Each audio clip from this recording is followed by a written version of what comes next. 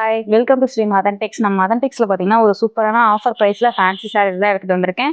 Georgette மெட்டீரியலில் பார்த்தீங்கன்னா உங்களுக்கு சாட்டின் கிளாத்தில் பார்டருமே கொடுத்துருப்பாங்க. ப்ளவுஸுமே பார்த்தீங்கன்னா சாட்டின் மெட்டீரியலில் வந்துடும்.